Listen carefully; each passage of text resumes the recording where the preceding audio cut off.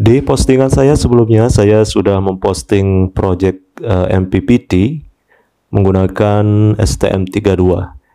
Dan ini nanti insya Allah saya akan buatkan video cara membuatnya. Tapi sebelumnya, seperti biasa, sebelum saya membuat project menggunakan Arduino, saya akan tes dulu bagian-bagian yang akan saya gunakan.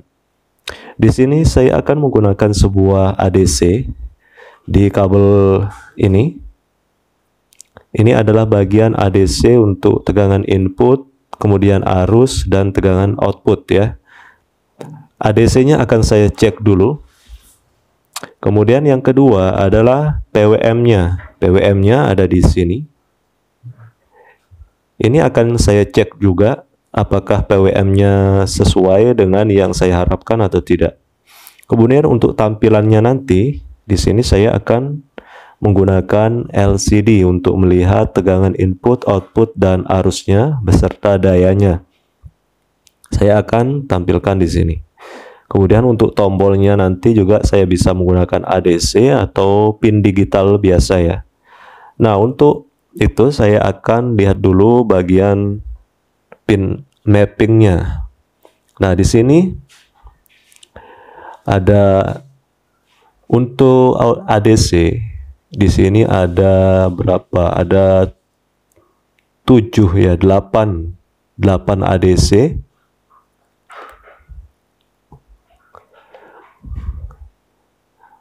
Ini sudah saya cek semuanya. Kalau ini nggak ada masalah ya, pakai standar pun bisa. Cuman di sini ada, karena saya menggunakan PWM di PB 6789 itu bertepatan dengan I2C.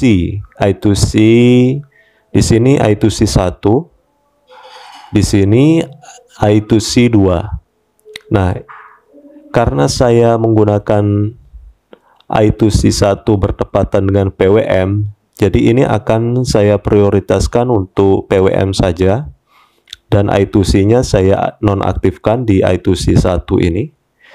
Nanti LCD-nya akan saya pindah ke I2C 2 seperti ini. I2C 2 ada di port B10 dan port B11. Jadi setelah saya install library-nya, library Liquid Crystal I2C, ini sebenarnya untuk Arduino yang menggunakan chip ATmega 328 ya, atau chip ATmega lah. Nah, di sini kalau saya lihat example-nya, contoh programnya, Liquid Crystal untuk STM32 itu incompatible, tulisannya di sini. Tidak kompatibel atau tidak cocok dengan board STM32 yang saya pakai. Di sini saya menggunakan Bluepill F103 ya, STM32. Tapi ternyata bisa. Caranya adalah saya set ulang port I2C-nya di port B11 untuk SDA dan SCL di port B10. Kemudian yang lainnya tidak ada saya rubah, ini bawaan dari library Liquid Crystal I2C-nya. Dan hasilnya seperti ini. Ternyata bisa dipakai ya. Kemudian sekarang kita akan coba untuk PWM dengan bentuk PWM untuk synchronize buck converter, yaitu 2 buah output PWM yang berkebalikan. Dan juga kita bisa melakukan set untuk dead time-nya. Dead time ini sangat penting supaya MOSFET high side atau MOSFET bagian atas dan MOSFET bagian bawah. Ini ada 2 MOSFET. MOSFET atas dan MOSFET bawah. Ini kalau nggak ada dead time, dia sinyalnya bertabrakan, akhirnya nanti panas dan merusak MOSFET itu sendiri. Jadi kita harus kasih jeda. Kalau ini aktif, ini nonaktif. Kalau ini nonaktif, ini aktif. Jadi tidak boleh bersamaan aktif dua-duanya. Makanya kita butuh yang namanya dead time. Dan nanti kita akan cek. Di sini sudah saya sediakan osiloskop untuk melihat bentuk PWM dari STM32 ini. Oke, sekarang kita akan tes untuk PWM-nya seperti ini. Ini adalah programnya dan bagian poin untuk date time-nya adalah ini. Ini kodenya. Nanti saya sertakan di deskripsi ya. Sangat sederhana sekali. Oke, sekarang kita akan lihat date time-nya. Jadi di sini kalau kita lebarkan, nah antara merah dan biru ini ada jedanya. Ini yang namanya date time.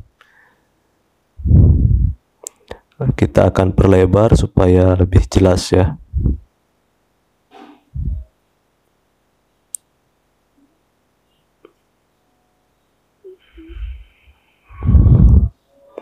Nah, ini adalah date time-nya. Kita akan lihat bagian kiri kanan. Ini yang merah turun, yang biru naik. Sekarang kita lihat sampingnya. Yang biru turun, yang merah naik. Jadi sama-sama ada date time-nya.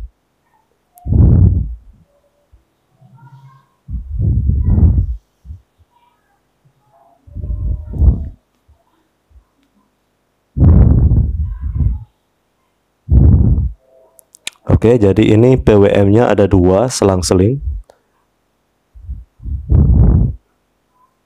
Dan inilah yang kita butuhkan untuk buck converter dengan topologi synchronous buck converter ya. Oke, akhirnya LCD berhasil, kemudian PWM juga berhasil. Kalau untuk ADC-nya, pengukur tegangan dan arusnya itu sudah bawaan dari STM32-nya, tidak ada masalah. Oke, sekian dulu pengetesan masing-masing pin atau port yang akan kita gunakan untuk membuat MPPT atau buck converter menggunakan STM32. Semoga video ini bermanfaat. Jangan lupa di-share ke teman-teman kalian. Thank you.